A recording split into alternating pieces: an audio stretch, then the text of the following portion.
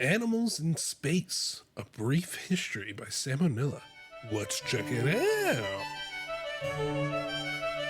Hello, a good old Sammy boy. Hey kids, animal test subjects have always been an important facet of science, since they allow us to study physiology in more destructive ways than we could get away with on humans. So it should come as no surprise that, over the years, there's been a lot of creatures haphazardly thrown at the cosmos against their will. Here's a bunch of smelly animals that achieve more in their short lives than you ever will. Quick disclaimer, this is by no means a comprehensive list, not even close, we'd be here all day if it was, more so just a highlight reel of the ones I found the most interesting. So the Great Zoo in the Sky was first founded in 1947 when the US launched a craft containing a bunch of fruit flies 68 miles into the air in order to see what kind of horrible mutants would get made from all the cosmic radiation up there. Unfortunately, they were totally fine, so the Earth was like, hey, living things can go into space and not die instantly, supple. That's the first thing they tested. They decided to send up a rhesus macaque named Albert, which it seems kind of like jumping the gun to go from barely alive specks to basically a person. Why they gotta in send up a racist If it were me, I would have thrown like a frog or a gerbil in between there, but whatever, I'm no cosmopolitan.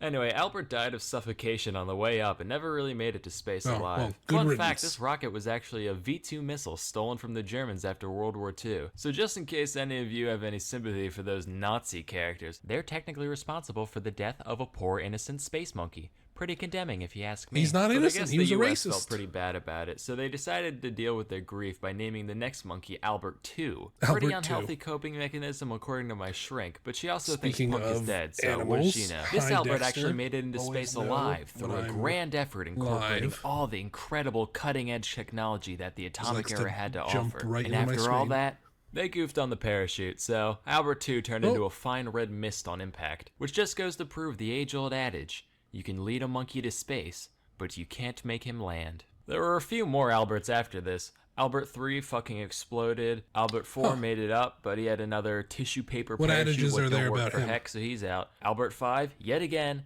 bad shoot, liquefied on impact, until finally, in 1951, on Albert number 6, they figured out how to make a big blanket that consistently makes you not immediately die when you fall from the sky. And the monkey was recovered alive from the capsule, alongside his 11 mouse roommates.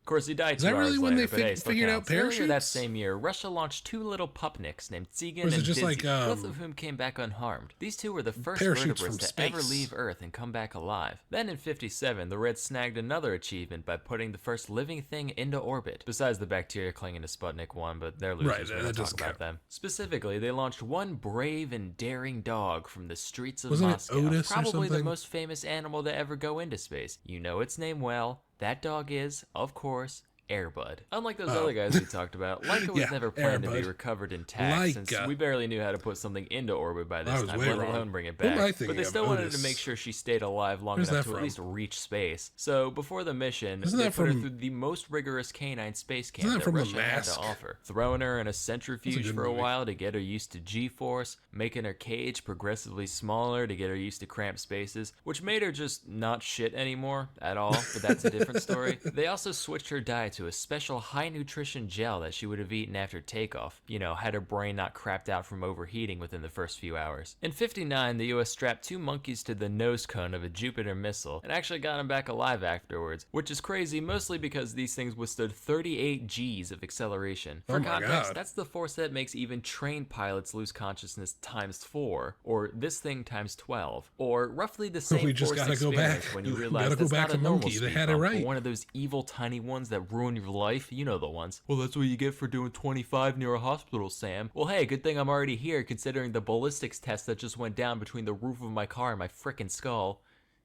Jesus. So in 61, we graduated from monkeys to great apes, sending up a chimpanzee named Ham. Remember Space Chimps? Yeah, it was that. Frame for frame. Andy Samberg and all. What's special about Ham is that he was actually trained to pull levers and slap buttons while up in the ship, being rewarded banana pellets for completing tasks and getting his feet tased whenever he messed up. Sounds like a cartoon, I know, but I promise it's for real. Meanwhile, the Soviets were busy putting a big, bald, smart ape into orbit, no big deal. France saw the US and Russia sending up monkeys and dogs and felt left out, so in 63, they launched a cat into space and were like, yeah, that's cool and unique. I'm one of the popular kids now. In 68, the Soviets Soviets saw the rabbit making rice cakes on the moon and said, What? how about a tortoise for that hare, launching 2 of them into deep space, all the way around the moon and back to Earth. Is that they what were people recovered see on the alive moon? after their Is like a capsule rabbit? landed in the ocean. Kind of cheating when you are your own crash suit, learning but an so impressive much. feat regardless. In 73, we put mummy chogs in space. What's a mummy chog? It's one of Mummy these things. chog. Like a fish, but real rough and tumble. Tolerates low oxygen, weird pressure, high salinity, dishwasher safe, Energy Star rated, you name it, sister. At first they could only swim in circles, Nice. but after a couple weeks they actually That's some good adapted to zero specs. G and figured out how to maneuver properly. Even more interesting, we also brought mummy chog eggs, and when these hatched, the little mummy choglets knew how to swim in zero G immediately. Kinda spooky, honestly. That same mission also sent up some spiders who managed to spin some webs. Trash webs, mind you, but hey, they managed. In 78, The Muppet Show aired Pigs in Space Pigs for the in first space. time. In 85, we cut off the arms of a bunch of newts and sent them up to see if they grow back the same way. The reasoning behind this being, if a newt can't grow stuff back, then an astronaut with a paper cut probably can't either. Fortunately, they rearmed I themselves see. at the normal rate, so all's good on that front. Around the same time, NASA actually had talks with Sesame Street about sending Big It's actually Bird kind up on of the space surprising shuttle that as a publicity stunt. This the is real. zero The plan G ultimately didn't fell through make after it they realized Big deformed Bird is fucking as giant it and grew back. unwieldy at all times, literally the worst possible I feel like choice for a it celebrity would. cameo on a space shuttle. So instead they sent a school teacher in his place.